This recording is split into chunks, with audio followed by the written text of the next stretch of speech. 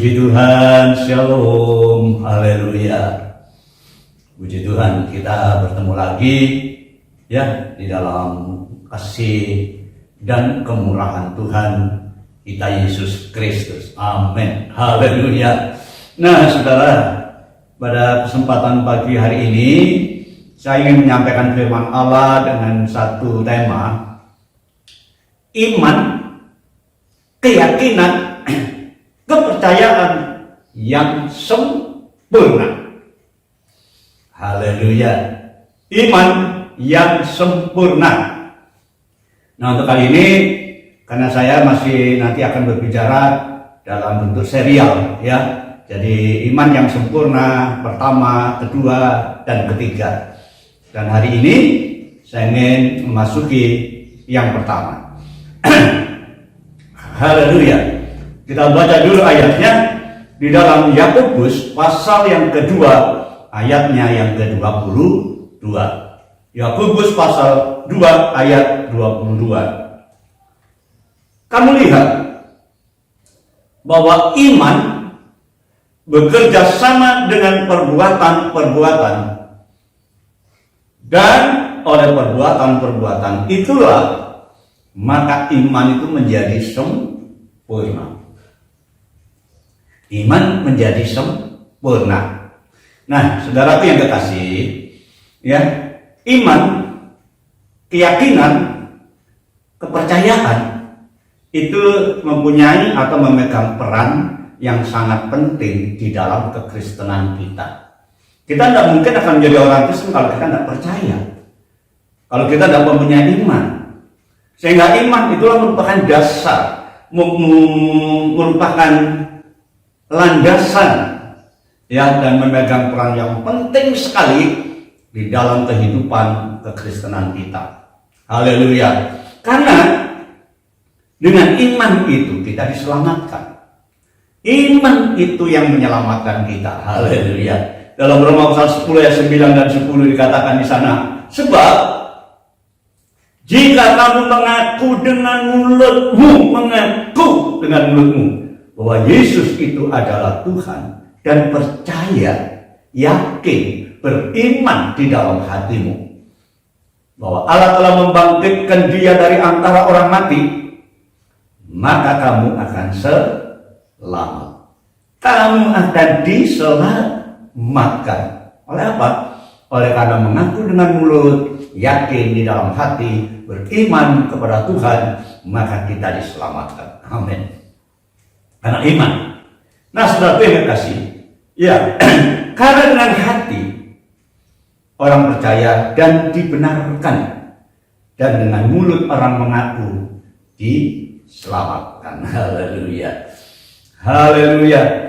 Nah, saudaraku, dengan iman juga kita layak menghampiri hadirat Allah.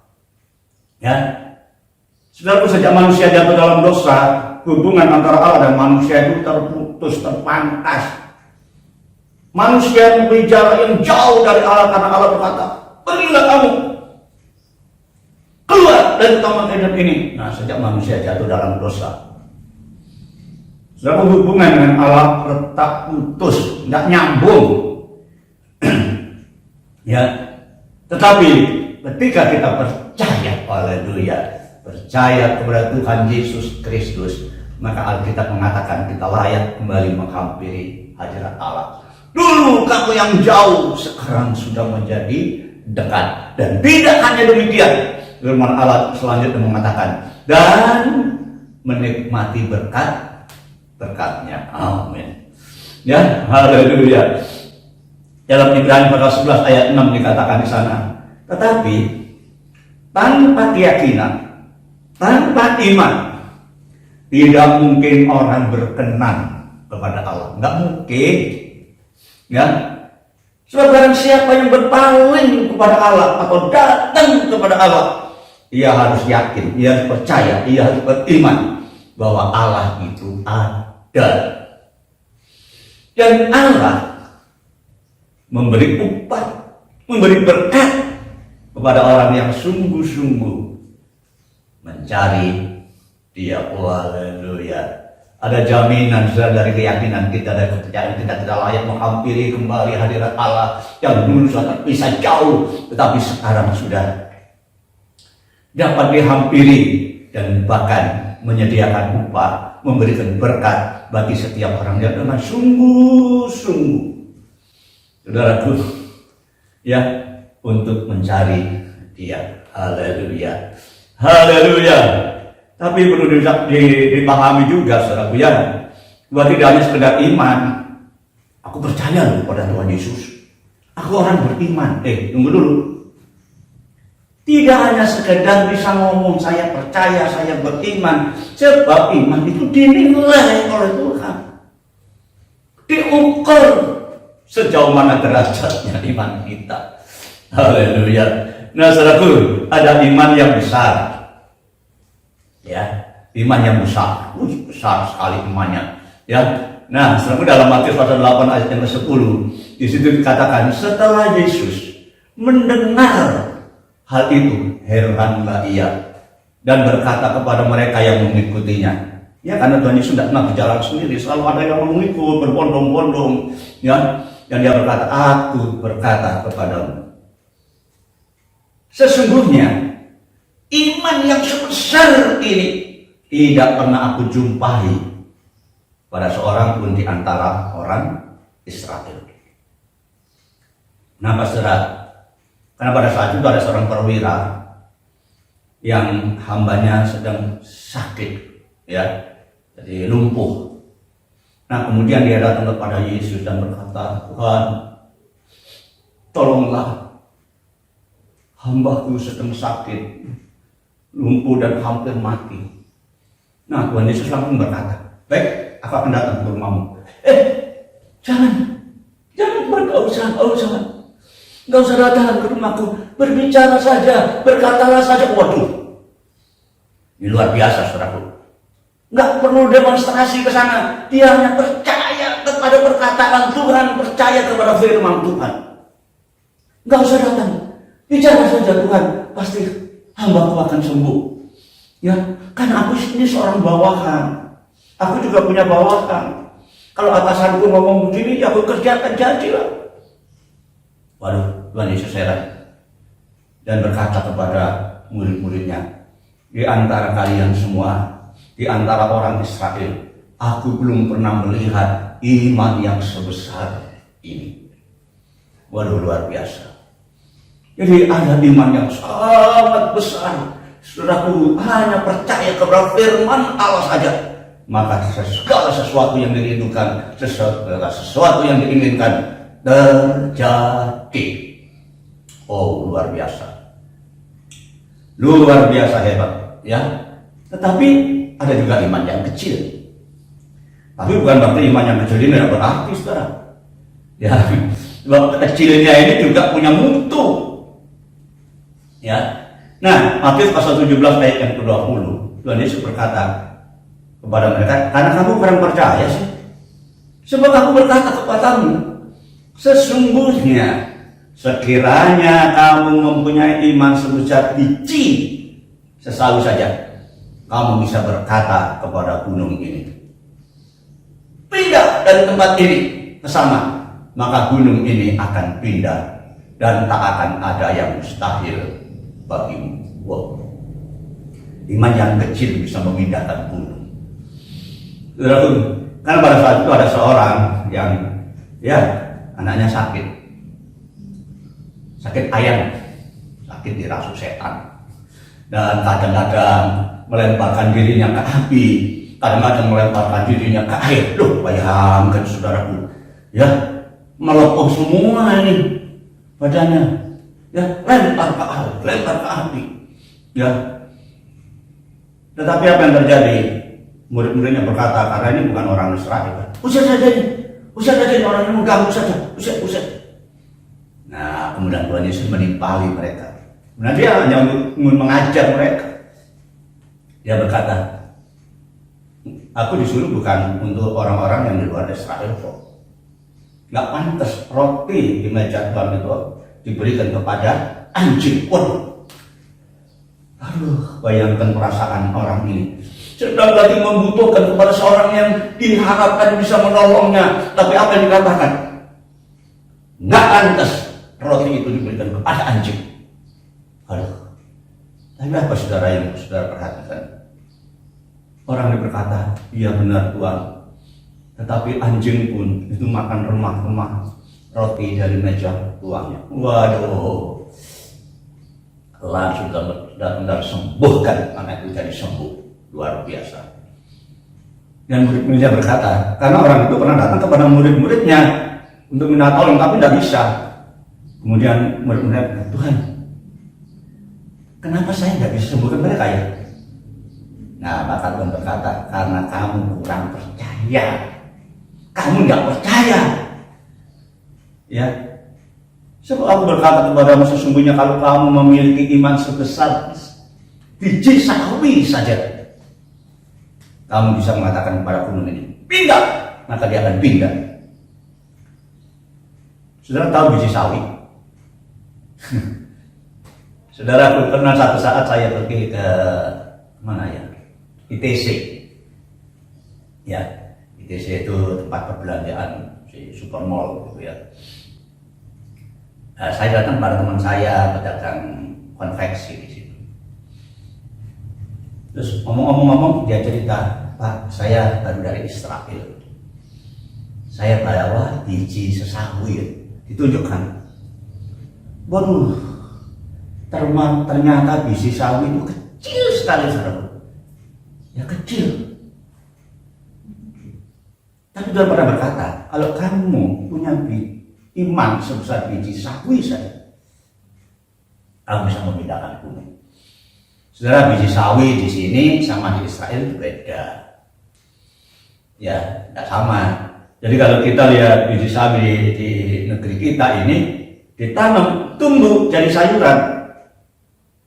Ya, yang pendek saja jadi sayuran. Tapi di Israel itu biji sawi tidak begitu. Begitu ditanam, kata Tuhan Yesus, kalau biji sawi itu jatuh ke tanah dan kemudian mati dan tumbuh, maka ia akan menjadi besar dan bercabang-cabang sehingga burung-burung bertengger di atasnya. Loh, beda kan? Biji sawinya itu beda. Dari yang kecil saja, kalau kita bisa gunakan, akan bisa memindahkan gunung, luar biasa. Ada iman yang besar, ada iman yang kecil. Haleluya. Tetapi ada iman yang sempurna. Nah, iman yang sempurna ini, iman yang sudah nggak bisa dirubah lagi, benar-benar mentok sudah. Ya, benar-benar sudah betul pas. Ya, sempurna, sudah ada kekurangan, namanya sempurna. Ya. Nah, iman yang sempurna, ada iman yang besar, ada iman yang kecil, dan ada iman yang sempurna. Haleluya. Nah, saudaraku, Yohanes pasal 2 ayat 22. Yakobus pasal 2 ayat 22 dikatakan di sana. Kamu lihat ya, bahwa iman itu bekerja sama dengan perbuatan-perbuatan, dengan tindakan. Dan oleh perbuatan-perbuatan itu, maka iman itu menjadi sempurna. Amin.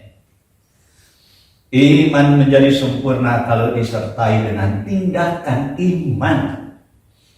Tindakan yang didorong oleh keyakinan kita mengerjakan sesuatu karena dasarnya adalah iman. Dan Alkitab katakan iman itu menjadi sempurna. Haleluya. Haleluya. Karena iman tanpa perbuatan itu mati, saudara. Ya.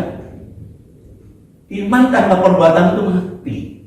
Dalam Yakobus pasal 2 ayat yang ke-17 dikatakan di sana. Demikian juga halnya dengan iman. Jika iman itu tidak disertai dengan perbuatan iman itu, maka pada dasarnya iman itu adalah mati. Ya. Kalau tidak disertai dengan perbuatan iman, hakikatnya iman itu adalah mati. Haleluya. Iman yang mati itu artinya sama dengan tidak punya iman. Ya kan? Karena imannya udah bekerja, udah aktif di dalam dirinya, dalam arti iman itu mati. Itu sama dengan tidak memiliki iman, tidak punya iman.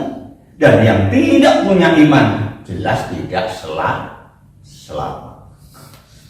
Ya, jelas itu. Ya, sebab yang dibutuhkan orang adalah keselamatan, saudaraku. Keselamatan untuk waktu yang akan datang. Tetapi kalau kita tidak percaya, kita tidak memiliki iman, alias iman itu mati. Yakub pasal 2 ayat yang ke-14 di situ dikatakan, apa gunanya? Saudara-saudaraku, jika seorang mengatakan bahwa ia mempunyai iman, padahal dia tidak mempunyai tindakan, tidak mempunyai perbuatan iman itu, dapatkah iman itu menyelamatkan dia? Dapat? Tidak dapat, saudara. Ya, jadi tanpa iman maka kita tidak diselamatkan. Punya iman, tetapi tidak disertai dengan tindakan, tidak perbuatan iman. Saudaraku, iman itu bukan saja tidak sempurna, tetapi mati. Haleluya, haleluya. Nah, saudara yang terkasih, iman yang sempurna itu ditandai dengan perbuatan. Nah, perbuatan apa? Perbuatan dengan memberikan persembahan yang lebih baik. Banyak orang memberikan persembahan, tapi tetap dinilai. Ya, perbuatan atau iman yang sempurna itu adalah memberikan persembahan yang lebih baik. Ada persembahan yang baik, tetapi ada persembahan yang lebih baik, dan Tuhan menghendaki persembahan yang lebih baik. Haleluya.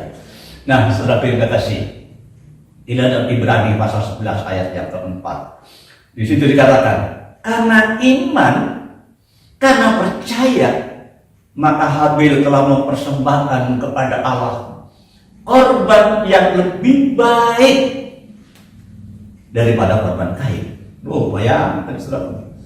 Kain mempersembahkan persembahan korban, ya, karena dia seorang petani, maka dia memberikan persembahan dari hasil tanah gitu. Tetapi Habil, karena sebagai seorang peternak, ya, maka dia mempersembahkan, ya, dari anak sulung kambing dombanya.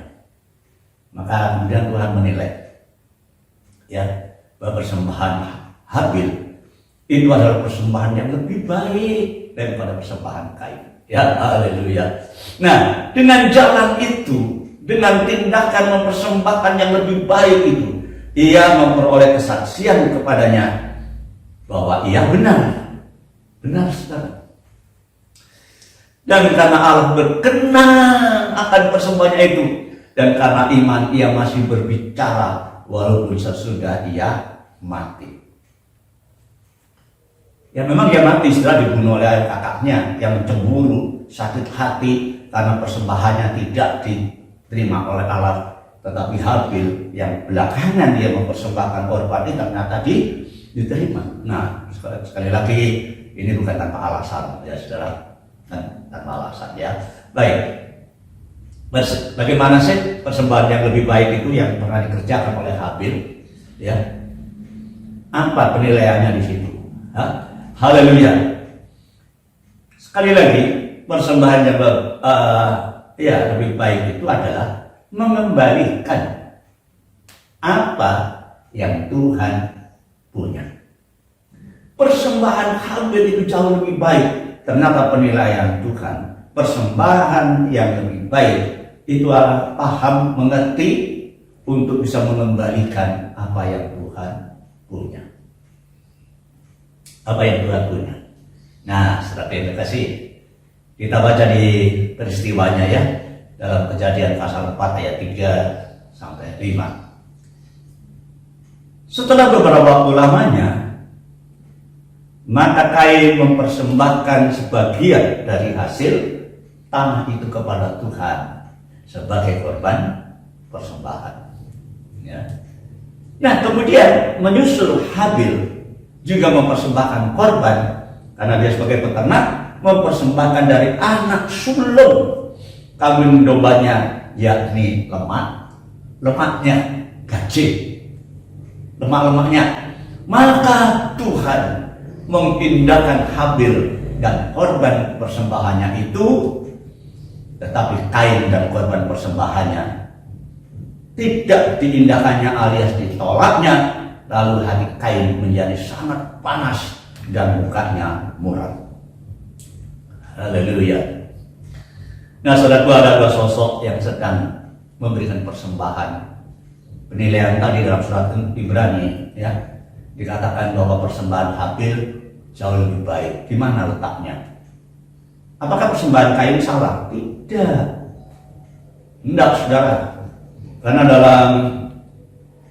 dalam kitab Taurat itu juga dikatakan bahwa persembahkanlah kepada Tuhan, ya, dari, ya, hasil tanammu, ya, hasil pertama dari tanahmu. Maka kalau Kain mempersembahkan dari hasil tanah, itu sebenarnya nggak salah, ya. Cuma ada penilaian Tuhan. Kalau kita baca dalam surat Ibrani, kenapa dia bunuh adiknya? Karena hatinya jahat. Ini. Jadi yang pertama memang hatinya nggak menyenangkan hati Tuhan. Ya, jadi kalau dia mungkin mempersembahkan korban itu ada pamrihnya atau apa itu, ya nggak tahulah, Tuhan yang menilai itu. Tetapi Habil diindahkan. Kenapa, saudaraku?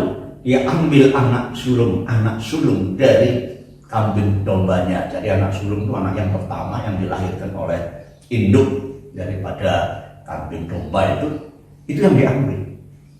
Biasanya orang kan sayang ya dengan anak sulung, bisa yang muncul saja yang dikorbankan, tapi tidak. Habil dia ambil yang utama, anak sulung kambing dombanya, tetapi tidak cukup sampai di situ.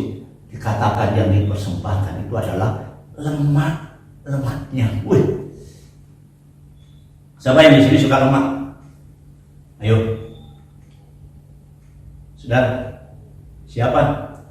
Kalau saya suka lontong kikil, saudara, ya. Tapi lontong kikil tidak ada lemaknya, karena itu kikil kulit, ya, kulit kaki daripada kambing atau sapi. Itu saya suka sekali. Kalau saya lewat di jalan, begitu ada lontong kikil, langsung pinggir saya makan. Tapi saya nggak mau lemak, enggak. Siapa di antara saudara yang ingin makan lemak? Nggak ada, saudara. Tapi ternyata Habil dia persembahkan lemaknya. Apa dia tidak menghargai Tuhan? Oh, bukan. Ya. Boleh dikasih daging-dagingnya yang gemuk-gemuk, tapi kenapa lemaknya? Nah, saudaraku, kita perhatikan dalam Imamat pasal 3 ayat yang ke-16. Imam di tabernakel itu punya beban, punya tugas mempersembahkan korban bakaran di atas mezbah korban bakaran. Ya, maka dikatakan imam harus membakar semuanya itu di atas mezbah sebagai santapan berupa korban api-apian dan yang menjadi bau yang menyenangkan. Iya. Tapi ayat selanjutnya mengatakan dan segala lemak adalah kepunyaan Tuhan. Nah, kenapa Habil itu berkenan, saudaraku? Karena dia tahu mempersembahkan, mengembalikan apa yang Tuhan punya. Ini intinya, saudaraku, ya, mengembalikan apa yang Tuhan punya. Iman yang sempurna itu adalah iman yang disertai dengan persembahan, mengembalikan apa yang Tuhan punya. Nah, kalau kita ingin iman kita sempurna dan menyenangkan hati Allah, kembalikan apa yang Tuhan punya. Ya, jangan digunakan sendiri, jangan diembat sendiri. Kembalikan apa yang Tuhan punya. Ya, haleluya. Saudara, Allah sangat melindungi haknya orang lain. Hati-hati. Jangan serakah, ya, hak orang lain jangan diambil. Dalam Keluaran pasal 20 ayat 17 di situ dikatakan, janganlah kamu mengingini rumah tempat kediaman sesamamu. Jangan mengingini istrinya. Saya tahu istri orang jangan diambil. Atau hambanya laki-laki, atau hambanya perempuan, atau lembunya, atau keledainya, atau apapun yang dimiliki oleh sesamamu. Itu firman Allah. Ya, Allah sangat melindungi haknya orang lain. Jangan sampai kita melangkah salah, apa yang menjadi bagian daripada orang lain, miliknya orang lain langsung kita kuasai, kita ambil alih. Jangan. Sekali lagi, kita akan berurusan dengan Tuhan. Ya, kalau milik orang lain itu biarlah digunakan oleh yang memilikinya. Ya, Allah sangat melindungi haknya orang lain. Ya, apalagi saudaraku, haknya Tuhan sendiri. Ya, apalagi hak Tuhan. Milik orang lain saja dilindungi, maka miliknya juga akan tetap dilindungi. Nah, apa milik Tuhan yang harus kita kembalikan? Jangan sampai kita serahkan, kita ambil sendiri. Sudah perlu kita perhatikan. Yang pertama adalah tubuh kita. Ini adalah milik Tuhan. Yang kedua adalah waktu kita. Ya sadar, waktu itu milik Tuhan. Dan yang ketiga, harta kita. 3 hal. Tubuh, waktu, dan harta. Tetapi kali ini saya ambil satu saja dulu ya. Nanti kita berlanjut pada bagian yang kedua. Tubuh kita ini adalah miliknya Allah. Kembalikan apa yang Tuhan punya kepada Allah, supaya iman kita menjadi sempurna. Amin. Haleluya. Nah, saudaraku, tubuh kita, ya, yang pertama, tubuh kita adalah, saudaraku ya, bukan milik kita sendiri lagi. Kita harus tahu, aduh, tubuhku itu bukan milikku sendiri lagi. Ya, karena bukan milik kita, tidak ada punya hak untuk melakukan satu tindakan-tindakan yang bertentangan dengan Allah. Tak boleh. Ya, haleluya. Nah, kenapa saudaraku? Karena kita sudah dibeli dan harganya lunas dibayar. Kita sudah dibeli, sudah ditebus. Dulu kita dalam perbudakan dosa, dalam perbudakan kuasa kegelapan, tetapi Allah telah mengambil alih, membelinya. Ya, 1 Korintus pasal 7 ayat 23 dikatakan, kamu telah dibeli dan harganya lunas dibayar. Dan dicicil saudaraku dari angsur, bayar lunas, bayar total. Ya, saudara punya cicilan? Mungkin cicilan motor, ya. Selama cicilan itu belum lunas, saudara berhak satu saat motor itu diambil alih oleh dealer. Kalau kita telat bayar, mungkin telat bayar. Kenapa? Belum lunas. Tetapi kalau sudah terbayar lunas, dealer tidak bisa punya hak apa-apa untuk ambil alih lagi. Sama dengan kehidupan kita. Dulu kita hamba dosa, dulu kita hamba kejahatan, dulu kita hambanya si setan, kuasa kegelapan. Tetapi Tuhan sudah ambil alih dengan membayar lunas. Ya, bukan dengan emas, bukan dengan perak. Dalam 1 Petrus pasal 1 dikatakan kita ditebus dari cara hidup kita yang sia-sia. Bukan dengan emas, bukan dengan perak, tetapi dengan darah yang mahal. Itulah darahnya Tuhan Yesus Kristus. Nah, saudara, kalau kita sadar ini, karena itu janganlah kamu diperbudak lagi atau menjadi hamba manusia, dalam arti saudara keinginan diri kita sendiri. Manusia ini, daging ini, kita sudah dibebaskan. Dan kita sadar ini, saudara, kita bukan milik kita sendiri lagi, kita sudah dibeli. Haleluya, haleluya. Dan satu hal lagi, ketika kita menjadi miliknya, sudah dibeli, itu dimeterai, segel. Ya, sudah pernah membuat surat kemudian ada meterainya? Ya. Itu tidak bisa diganggu-gugat lagi, saudara. Ya, harus ada meterai. Saya pernah minta surat, saudara, karena dari pihak kelurahan, ini harus ada keterangan, Pak, dari notaris. Langsung saya ke notaris. Tapi begitu keluar suratnya yang harus saya tangani, saya terima, ya, saya tidak tanda tangan. Saya terima, ternyata itu ada tanda tangannya notaris di atas meterai. Langsung dari pihak kelurahan, ya udah nggak usah ngomong, terima aja. Karena apa? Ada meterainya, ada yang bertanggung jawab.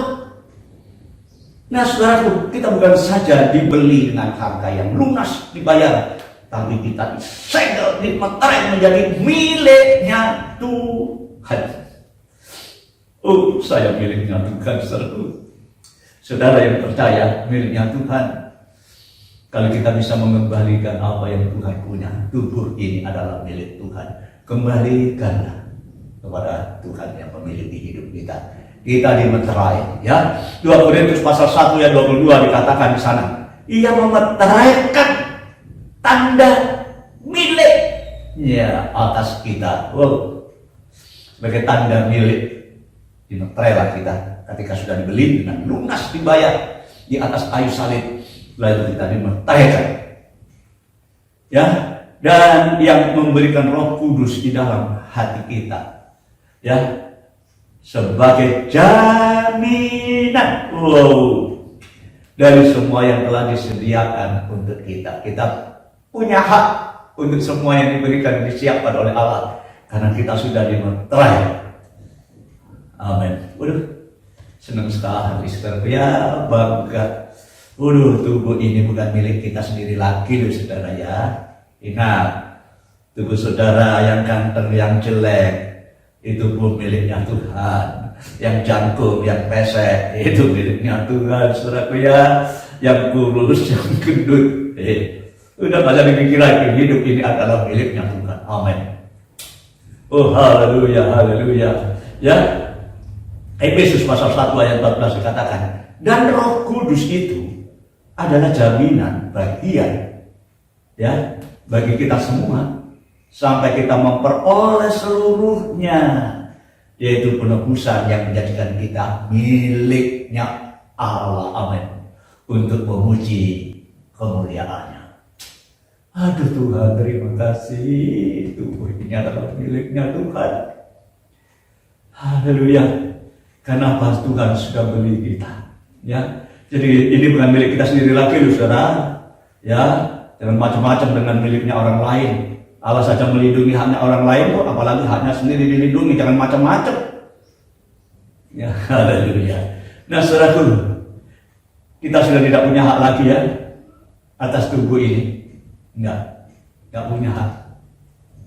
Roma pasal 7 ayat 4 di sini dikatakan, sebab itu saudara-saudara, kamu juga telah mati bagi hukum Taurat oleh tubuh Kristus, supaya kamu menjadi milik orang lain, ya. Setelah ditebus menjadi milik orang lain, siapa itu? Yaitu miliknya Dia yang telah dibangkitkan dari antara orang mati. Siapa itu? Yesus, agar kita berbuat bagi Allah. Aduh, kita tidak punya hak lagi, ya, atas diri kita. Ini tubuh, kalau kita tahu ini adalah miliknya Allah, saudaraku, ya. Amin. Haleluya. Haleluya. Kita punya hak waris di sana karena kita sudah dimeterai, disegel sedemikian rupa. Haleluya. Ya. Sebab jika kita hidup sekarang, kita hidup untuk Tuhan. Ya, karena ini miliknya Tuhan. Kalau kita hidup untuk Tuhan. Nah, jika kita mati, karena satu saat manusia juga mati, kita mati juga untuk Tuhan. Jadi baik hidup atau mati, kita adalah miliknya Tuhan. Amin. Saudara, tidak takut mati, saudara, ya. Ya, karena apa? Walaupun mati, kalau kita tetap percaya kepada Tuhan dan mau mengembalikan apa yang jadi milik Tuhan, tubuh kita ini, hidup atau mati ditanggung oleh Tuhan dan kita adalah miliknya Tuhan. Amin. Haleluya. Haleluya. Nah, yang kedua, tubuh kita ini, saudara, ya. Aduh, haleluya. Miliknya Tuhan. Dikatakan di sana adalah bait roh Allah. Ya. Jadi sebagai miliknya Tuhan, Tuhan berikan rohnya di dalam kehidupan kita. Jadi tubuh kita ini adalah bait roh Allah. Rohnya Allah, bukan rohnya syaitan. Bukan. Roh Allah, saudaraku, ya. Dan saudara tahu sebenarnya Allah itu tinggal di tempat yang tidak terhampiri. Tidak ada seorang pun yang berani dan bisa menghampiri Allah. Tidak ada. Ya. 1 Timotius pasal 6 ayat 16 di situ dikatakan, Dialah Allah Tuhan kita satu-satunya yang tidak takluk kepada maut dan bersemayam di dalam terang yang tidak terhampiri. Tidak mungkin orang bisa menghampiri perang yang begitu luar biasa sedangkan kita di dalam kegelapan. Tidak bisa. Ya, seorang pun tidak pernah melihat dia, dan memang manusia tidak dapat melihat dia. Baginya adalah hormat dan kuasa yang kekal. Amin. Sebenarnya Allah tinggal di tempat yang tidak terhampiri, saudara. Ya, tidak ada seorang pun yang bisa menghampiri Allah ketika manusia jatuh dalam dosa. Sebab itu orang berusaha dengan berbagai cara, dengan berbagai agama untuk bisa datang menghadap hadirat Allah, tapi tidak akan pernah mungkin. Ya, haleluya. Tetapi bagi orang yang percaya dan bertobat, Allah tinggal di dalam kehidupan orang percaya. Amin. Haleluya. Yesaya pasal 57 ayatnya yang ke-15. Sebab beginilah firman yang maha tinggi dan yang maha mulia, yang bersemayam untuk selamanya, dan yang maha kudus namanya. Wow, dalam posisi yang seperti itu siapa yang bisa mengambil dia? Tidak ada, saudara. Ya, haleluya. Tetapi ya dikatakan, aku bersemayam di tempat tinggi dan di tempat kudus, tetapi juga bersama-sama dengan orang yang remuk dan rendah hati. Oh, haleluya. Dia tinggal di tempat yang maha tinggi, tapi juga ternyata tinggal di orang-orang yang remuk hatinya, menyesal akan dirinya, dan bertobat dengan kerendahan hati. Banyak orang sombong, sudah tahu salah masih ngeyel. Banyak sombong. Aku nggak salah. Tapi Tuhan tidak berkenan itu, saudaraku ya. Dan Tuhan berkenan berada bersama-sama dengan orang yang remuk dan rendah hati. Ya, haleluya. Kenapa? Untuk menghidupkan semangat orang-orang yang rendah hati dan untuk menghidupkan hati orang-orang yang remuk. Saudaraku, Allah selalu datang membawa pemulihan. Ya. Siapa orangnya sih yang tidak pernah mengalami sesuatu dalam hidup ini? Tetapi yakinlah Allah yang tempat maha tinggi itu, ketika kita percaya dan bertobat, maka Allah akan selalu bersama-sama dengan kita, menolong kita semua. Haleluya. Haleluya. Sebab itu sebagai seorang yang sudah menjadi milik Kristus dan Tuhan berikan rohnya di dalam kehidupan kita, maka sepantasnya, selayaknya kita tidak hidup lagi di dalam kedagingan kita. Seharusnya demikian, saudara. Haleluya. Roma pasal 8 ayat 9 di situ dikatakan, tetapi kamu tidak hidup lagi di dalam daging, ya. Kita hidup dalam roh, ya, melainkan di dalam roh. Jika memang roh Allah ada diam di dalam kamu. Roh Allah itu yang menguasai diri kita, bukan diri kita sendiri lagi. Sehingga kita hidup itu tidak hidup di dalam, ya, artinya kendali daripada kedagingan kita, tidak. Melainkan roh Allah yang mengendalikan hidup kita, perjalanan hidup kita, cara kita berpikir, berperasaan, dan bertindak. Karena roh Allah ada di dalam diri kita, maka roh Allah itu yang menjadi pemimpin dalam hidup kita. Ya. Tetapi jika orang tidak memiliki roh Kristus, dia bukan milik Kristus. Bukan. Kalau tidak ada roh Kristus di dalam diri kita, itu bukan miliknya Tuhan. Haleluya. 1 Yohanes pasal 3 ayat 24 dikatakan, barang siapa menurut segala perintahnya, ia diam di dalam Allah dan Allah di dalam dia. Terjadilah persekutuan. Bertobat dan kemudian melakukan tindakan yang cocok persis dengan yang dikehendaki oleh Allah melalui firman-Nya. Amin. Haleluya. Siapa yang menurut segala perintahnya, maka akan terjadi persekutuan yang manis antara Allah dengan pribadi orang itu. Haleluya. Diri kita, hidup kita adalah miliknya Allah. Ya, bukan milik kita sendiri lagi. Karena roh Allah sudah diberikan di dalam kehidupan kita. Amin. Haleluya. Dan demikian juga kita ketahui bahwa Allah ada di dalam kita, yaitu roh yang telah Ia karuniakan kepada kita. Amin. Aduh, tidak ada loh dalam keyakinan yang lain sampai roh Allah diberikan kepada kita untuk menyertai langkah perjalanan kita, memimpin kita. Aduh, puji Tuhan, terima kasih Tuhan.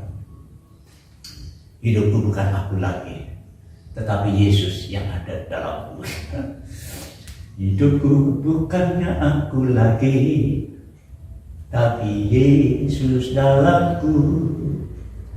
Hidupku bukannya aku lagi, tapi Yesus dalamku. Saudaraku, kalau kita yakin hidup ini dikendalikan oleh Tuhan, saya rasa kita akan tetap aman dalam hidup ini. Ya, amin, haleluya, haleluya. Nah, yang ketiga, kenapa harus kita persembahkan tubuh ini? Karena kita sadar tubuh ini adalah miliknya Allah. Haleluya. Nah, saudaraku, yang harus kita gunakan sebagai alat kemuliaannya. Kita sudah dibeli dengan harga yang mahal. Kemudian kita dimeterai dengan kuasa Roh Kudus. Maka untuk selanjutnya kehidupan yang sudah menjadi milik Kristus ini kita kembalikan kepada Allah sebagai alat kemuliaannya. Amin. Muliakanlah Allah dengan kehidupan kita, dengan tubuh kita. Ya, haleluya. Jangan dirusak, saudara. Apa yang menjadi miliknya Allah itu jangan diganggu gugat, tapi jangan dirusak. Hati-hati. Ya, sebab dalam surat Korintus pasal 3 ayat 16 dan 17 di situ dikatakan, apa kamu tidak ngerti? Tidak tahukah kamu bahwa kamu itu adalah bait Allah, tempat kediaman Allah, dan bahwa Roh Allah diam di dalam kamu? Roh Allah ada diam di dalam kehidupan kita. Luar biasa. Amin. Jika ada orang yang merusak atau membinakan bait Allah, hati-hati, maka Allah akan membinasakan, maka Allah akan merusak dia. Sebab bait Allah itu adalah kudus, dan bait Allah itu adalah kamu. Haleluya, haleluya. Saudaraku, tentu saja kalau Roh Kudus ada dalam hidup kita, maka kita akan dikendalikan oleh Roh Kudus. Ya, dalam segala langkah perjalanan hidup kita dalam miliknya Tuhan. Amin. Ya, seringkali kita dirusak oleh tindakan-tindakan kita. Ya, dirusak oleh makanan, dirusak oleh percabulan. Nah, inilah saudaraku, seringkali kita gagal di dalam perjalanan kita mengiring Tuhan karena kita tidak bisa menahan diri dengan hal-hal yang daging, yang duniawi ini. Ya, 1 Korintus pasal 6 ayat 12 dan 13 hingga ayat 18 itu dikatakan segala sesuatu halal bagimu. Halal kata Paulus. Tetapi bukan semuanya berguna. Dan Yesus pernah katakan, apa yang masuk ke dalam mulut itu tidak menajiskan. Karena yang masuk dalam mulut itu pulangnya ke jamban. Ya, jadi semua halal. Mau kita makan, silakan. Mau makan apa saja, silakan. Tapi bermanfaat enggak? Baik untuk kesehatan kita dan sebagainya. Ya, jangan. Tinggal kita makan sembrono, ya. Segala sesuatu halal bagiku. Tetapi aku tidak membiarkan diriku diperbudak, diperhamba oleh apapun. Aduh, seringkali kita tidak merokok. Satu hari saja sudah bingung cari itulah puntung-puntung rokok. Itu pengalaman saya soalnya, saudara ya.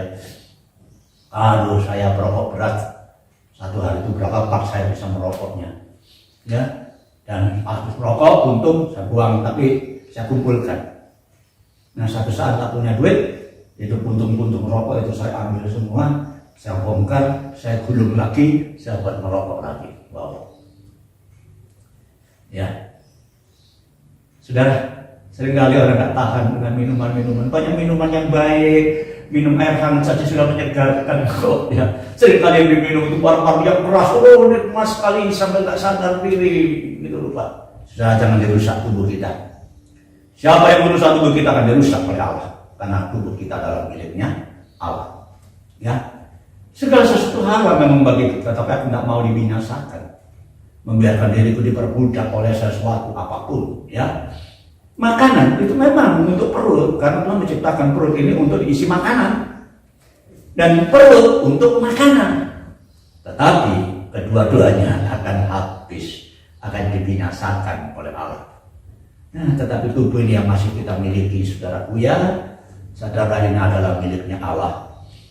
Tubuh bukanlah untuk pecah bulan, melainkan untuk Tuhan, dan Tuhan untuk tubuh kita.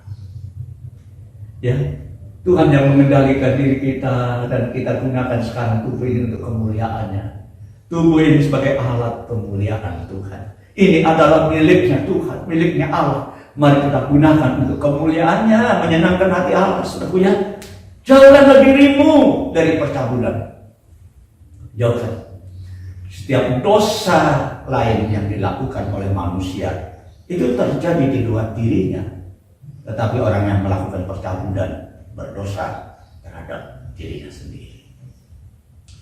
Waspadalah saudaraku ya, haleluya, haleluya.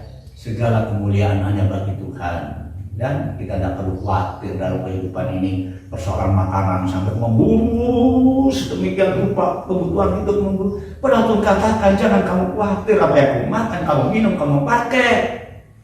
Semua itu dicari oleh bangsa-bangsa yang tidak mengenal Allah. Tapi Bapa di surga ngerti bahwa semuanya itu kamu butuhkan. Saudara, betul. Ya, Tuhan itu ngerti. Ya, puji Tuhan, di tempat kita ini pelayanan tidak sampai 50 orang. Sudah bayangkan. Ya, saya tidak punya kerja sampingan. Kerjaan saya hanya melayani, saudara.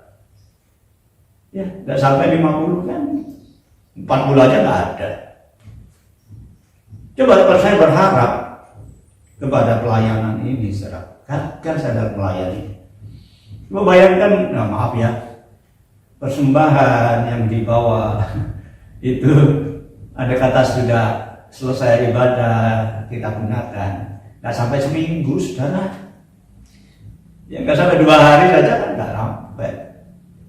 Maaf ya, tetapi saya bukan hamba uang, saya melayani karena saya hamba Tuhan dipakai untuk melayani saudara-saudara semua. Maaf. Ya nggak cukup. Tapi ternyata Tuhan tidak pernah membiarkan saya sampai hari ini. Padahal kalau saya bekerja lagi bisa, saudara. Karena saya dulu punya percetakan, saya punya penerbitan, saya punya toko buku. Ya, tetapi semua itu merepotkan saya. Kalau saya melayani maka semua saya buang, saya jual semua habis, toko-toko saya jual. Dan saya melayani sampai sekarang. Dan saya tetap dipelihara oleh Tuhan. Puji Tuhan, memang tubuh nggak bisa gemuk. Karena memang posisinya seperti ini, ya. Tapi gemuknya bukan karena makanan, bukan. Malah penyakitan nanti, ya. Tapi puji Tuhan, saya gunakan tubuh ini sebagai alat kemuliaan Tuhan. Tuhan, kiranya Kau dipermuliakan lewat hidupku, karena hidupku ini adalah milik-Mu. Tubuh ini miliknya Allah. Ya, kita harus kembalikan kepada Allah sebagai iman yang sempurna, memberikan yang jauh lebih baik, yaitu dengan mempersembahkan apa kembali miliknya Allah. Di antaranya adalah tubuh kita ini. Haleluya, haleluya. Muliakanlah Allah dengan tubuhmu, dengan tubuh kita ini, ya. Filipi pasal 1 ayat 20 dikatakan, sebab yang sangat kurindukan, kuharapkan, ialah bahwa aku dalam segala hal tidak akan beroleh malu. Hidup miskin, hidup kaya tidak akan mempermalukan kita, melainkan seperti sedia kala. Demikian pula sampai sekarang Kristus telah nyata dimuliakan di dalam tubuhku, baik oleh hidupku maupun oleh matiku. Haleluya, haleluya. Ya, sedang Yesus dimuliakan. Waktu kita hidup, waktu kita mati, Tuhan Yesus dimuliakan lewat kehidupan kita. Amin.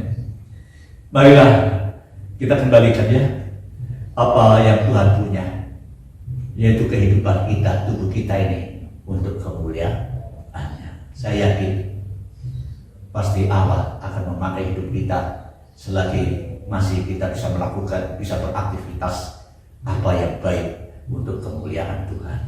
Amin. Haleluya. Tuhan memberkati kita semua. Mari kita tunduk kepala. Terima kasih Tuhan. Terima kasih. Kami sadar sekarang bahwa hidup ini tidak ada gunanya lagi tanpa Tuhan. Terima kasih Engkau telah jadikan kami milik-Mu, karena kami percaya bahwa Engkau yang telah menebus kami dari dosa.